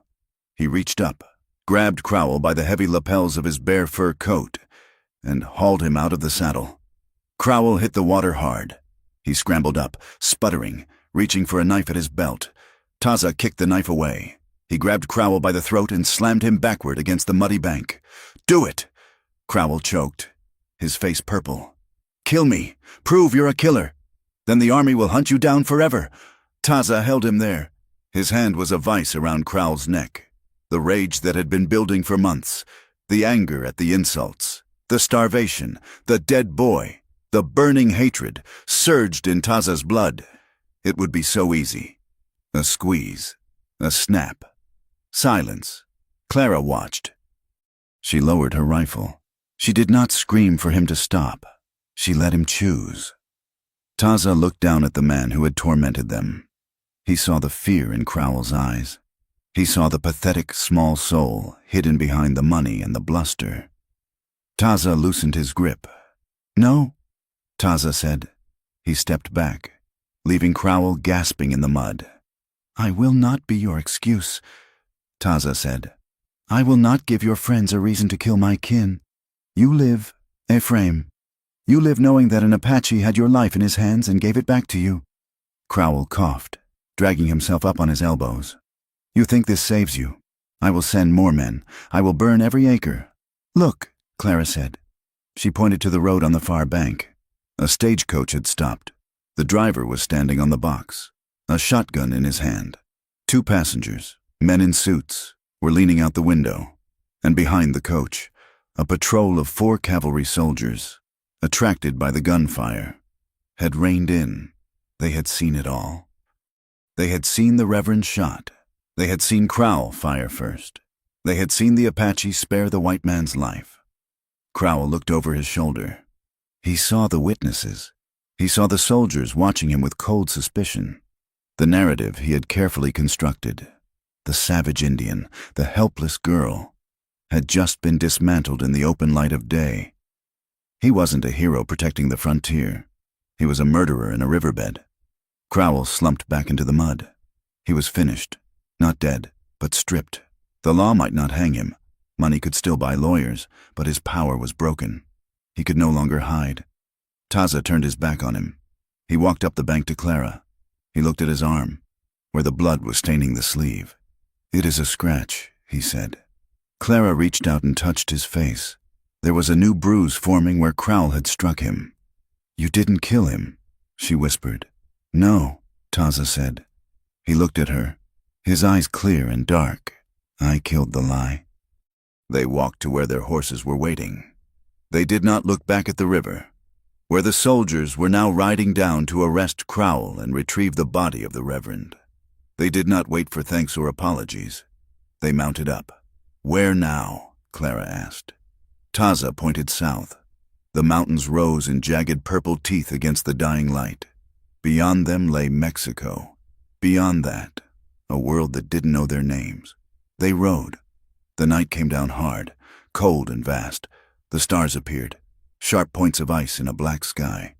They rode close together, their stirrups touching. They had no land. They had no money. They carried the grief of a father dead in the water and a witness hanged in a cottonwood. They carried scars that would ache when the rain came. But as they crested the final ridge and looked out over the immense, indifferent basin of the Chihuahua Desert, Clara reached out and took Taza's hand. He squeezed it. They were not safe. The West did not promise safety. It promised only wind and stone and the relentless passage of time. But in that vast emptiness, they had found the only thing that could withstand it. They moved forward, two small shapes against the dark, choosing the road, choosing the risk, choosing each other. Thank you for listening to this story. It has been a journey through the dust and shadows of the American West, exploring how love can survive even when the world tries to crush it. I would love to hear from you. Please comment below and tell me where you are listening from. Did the ending resonate with you? If you enjoyed Clara and Taza's journey, please subscribe to From Wild West for more stories of the frontier. Share your thoughts in English in the comments. I read every one of them. Until next time, keep your eyes on the horizon.